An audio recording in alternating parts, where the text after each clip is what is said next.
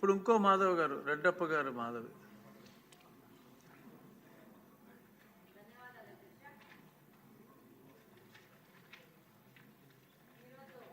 రాష్ట్రంలో ఈ మాదక ద్రవ్యాల విషయం వస్తే ఈ స్కూల్స్ దగ్గర సరౌండింగ్లో ఉన్న కూల్ డ్రింక్ షాప్లో కానీ దాంట్లో కానీ మరి ఏ మత్తు పదార్థం కలుపుతున్నారో తెలియదు కానీ ఆ మత్తు పదార్థం ఇచ్చి ఆడపిల్లలకు ముఖ్యంగా వాళ్ళకి షాప్కి వెళ్ళి కూల్ డ్రింక్ తాగితే దాంట్లో ఏదో కలిపి వాళ్ళని అలవాటు చేసి వాళ్ళ ద్వారా మిగతా ఆడపిల్లలను కూడా అట్రాక్ట్ చేసి దాని ద్వారా వాళ్ళని ఎక్స్ప్లాయిట్ చేసే పరిస్థితి ఉంది అధ్యక్ష.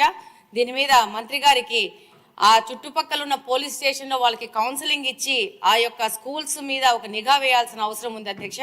రెండో పాయింట్ ఏంటంటే గాంజా తగ్గుముఖం పట్టింది కానీ వాటి మీద ఏమాత్రము ఈజీగా తీసుకోకుండా దాని మీద ఇంకా కఠిన చర్యలు తీసుకొని వాళ్ళ మీద ఈ పెడ్లర్స్ మీద కఠినమైన కేసులు బుక్ చేయాల్సిన అవసరం ఉంది అధ్యక్ష.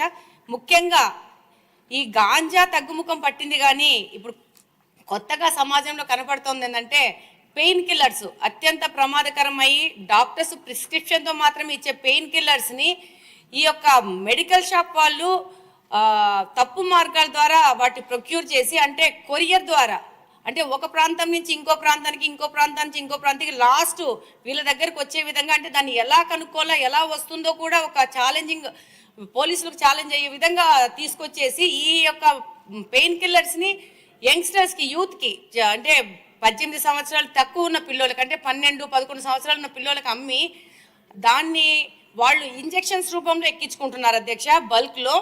దానివల్ల వాళ్ళ ఆరోగ్యం దెబ్బతింటా ఉంది. ఇంట్లో వాళ్ళు తల్లుల దగ్గర వాళ్ళని కొట్టి వాళ్ళని హింసించి కూడా డబ్బులు దొంగతనం చేయడం కానీ వాళ్ళని హింసించి తీసుకుపోవడం జరుగుతుంది వీటిని కొనుక్కోవడానికి.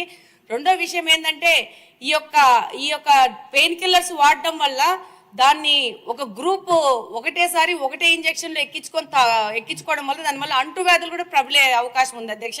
మరి దీన్ని హోమ్ మినిస్టర్ గారు ఎలా కంట్రోల్ చేస్తారో దీన్ని మెడికల్ షాప్స్ మీద ఎలా రైడ్ చేస్తారో మళ్ళీ కొరియర్ సంబంధంగా వస్తున్నాయి కాబట్టి దాని మీద ఎలా తీస్తారనేది వాళ్ళు సంపూర్ణంగా దాని మీద ఒక విశ్లేషణ చేయాల్సిన అవసరం ఉంది అధ్యక్ష. ముఖ్యంగా ఇప్పుడు గాంజా వీటన్నిటికంటే ముఖ్యంగా ఈ పెయిన్ కిల్లర్స్ కన్జంప్షన్ ఎక్కువ పెరిగిపోయింది. దీన్ని కంట్రోల్ కూడా చేయడం కూడా చాలా కష్టమైపోతుంది. దీన్ని మంత్రి గారి దృష్టికి తీసుకెళ్తున్నారు అధ్యక్ష మీ ద్వారా. థ్యాంక్ యూ అధ్యక్ష. మీ నియోజకవర్గం వరకు ఏం చేయాలో మీరు కూడా ప్లాన్ చేసుకోవచ్చు, అన్ని మంత్రి గారి మీద కాదు. శ్రావణ్ గారు సమయం చాలా తక్కువ వస్తే క్లుప్తంగా మీ ప్రశ్న. అధ్యక్ష, చాలా ముఖ్యమైన సబ్జెక్ట్ కాబట్టి అడిగాం అధ్యక్ష. ధన్యవాదాలు మీరు మాకు అవకాశం ఇచ్చినందుకు. 11,000 ఎకరాల నుంచి 100 ఎకరాలకి పడిపోయింది సాగు అని చెప్పడం చాలా సంతోషదాయకం, ఆనందదాయకం, అభినందనీయం కూడా అధ్యక్ష. అయితే ఆ 11,000 ఎకరాలు ఎక్కడున్నాయి? అందులో 100 ఎకరాలకు దిగజారిపోయినప్పుడు ఆ 100 ఎకరాలు ఎక్కడ? ఇది ఖచ్చితంగా పోలీసు యంత్రాంగానికి ఆ స్థానికంగా ఉన్న అధికార యంత్రాంగానికి స్పష్టంగా తెలుసు. కానీ ఇప్పుడు తోటి సభ్యురాలు మాధవి గారు చెప్పినట్టుగా ఇది రూపం మారింది అధ్యక్ష.